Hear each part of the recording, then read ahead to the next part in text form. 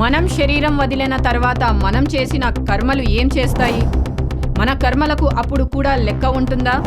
మంచి పని చేస్తే ఏం జరుగుతుంది? చెడు పని చేస్తే ఏం జరుగుతుంది? మరి మన తర్వాత జన్మను కూడా మన కర్మలే నిర్ణయిస్తాయా? ఈ విషయం తెలుసుకున్న తర్వాత నేను చేసే ప్రతి పని ముఖ్యమైనదే అని ఎందుకు అంటారో మీకే అర్థమవుతుంది.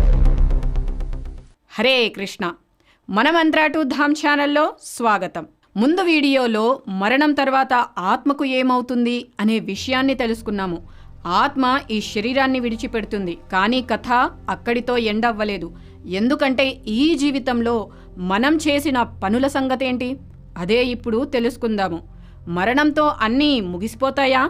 మనలో చాలామంది అనుకుంటాము మనిషి చనిపోయాడు అంతే, అతని కథ ముగిసిపోయింది అని. కానీ భగవద్గీత దృష్టిలో మరణం అనేది ముగింపు కాదు.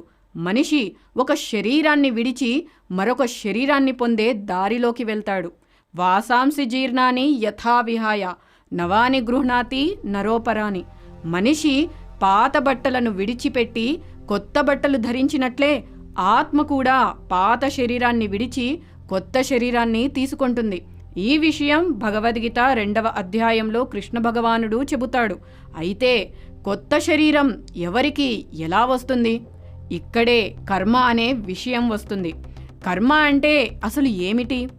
కర్మ అంటే కేవలం మంచి చేస్తే మంచి జరుగుతుంది, చెడు చేస్తే చెడు జరుగుతుంది అనే చిన్న మాట మాత్రమే కాదు.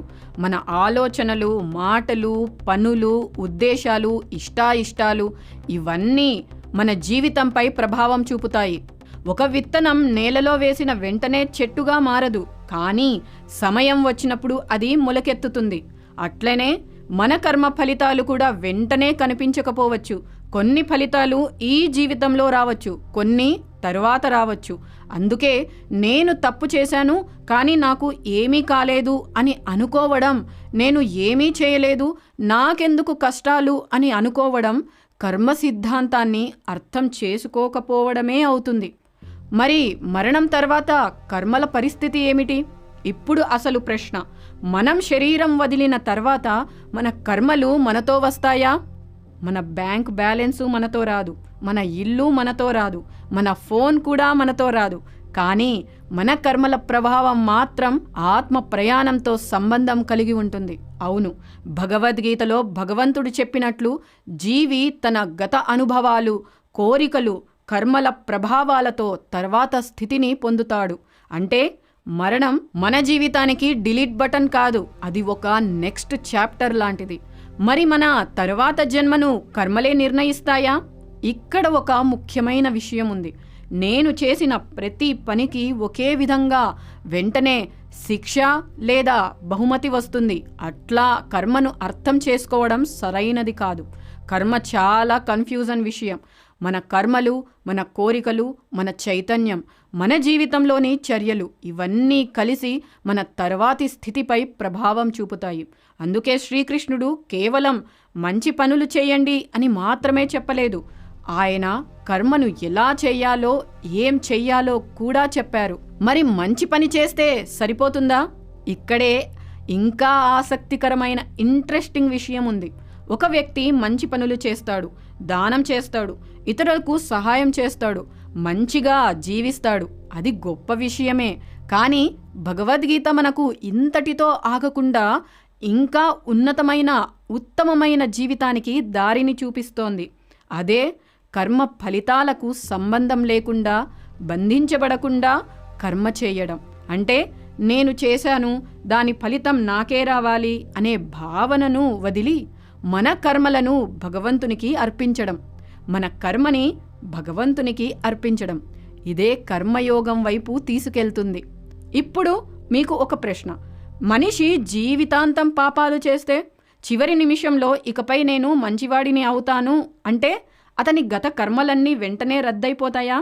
లేదా భగవంతుని భక్తి నిజంగా కర్మ బంధనాల నుంచి బయటపడే దారేనా? ఇక్కడే భగవద్గీతలోని అత్యంత గొప్ప బోధనల్లో ఒకటి వస్తుంది. శ్రీకృష్ణుడు అర్జునుడికి కేవలం కర్మ, వాటి ఫలితాల గురించి మాత్రమే చెప్పలేదు, కర్మ బంధనం నుంచి ఎలా బయటపడాలో కూడా చెప్పాడు. అంటే ఆ ఫలితాల నుండి ఎలా బయటపడాలో కూడా చెప్పారు. మరి కర్మ కంటే గొప్పది ఏమిటి? సర్వధర్మాన్ పరిత్యజ్య మామేకం శరణం వ్రజ అంటే భగవంతుని శరణు పొందమని శ్రీకృష్ణుడు ఉపదేశిస్తున్నాడు. ఈ విషయం 18వ అధ్యాయం 66వ శ్లోకంలో శ్రీకృష్ణ భగవానుడు చెబుతారు. ఇది ఏది చేసినా ఏం చేసినా పర్వాలేదు అనే అర్థం కాదు. మన జీవితం ఎలా ఉండాలి, మన కర్మలను ఎవరికి అర్పించాలి, మన చైతన్యాన్ని ఎటువైపు తీసుకెళ్ళాలి అనే విషయాన్ని ఇది చూపిస్తుంది. అయితే ఇప్పుడు ఒక విషయం ఆలోచించండి. మన కర్మలు మన తర్వాత జీవితాన్ని ప్రభావితం చేస్తే, మనం పుట్టిన కుటుంబం, మనకు వచ్చిన పరిస్థితులు, మనకు ఎదురయ్యే కొన్ని అనుభవాలు, మనం ఈరోజు అనుభవిస్తున్న కష్టాల సంగతి ఏమిటి? మన జీవితంలో వచ్చే బాధలు, అనుకోని సమస్యలు, మనం చేయని తప్పులకు కూడా ఎదురయ్యే పరిస్థితులు, ఇవన్నీ గత జన్మ కర్మల ఫలితాలేనా? లేక మన కర్మలతో సంబంధం లేని కష్టాలు కూడా జీవితంలో ఉంటాయా?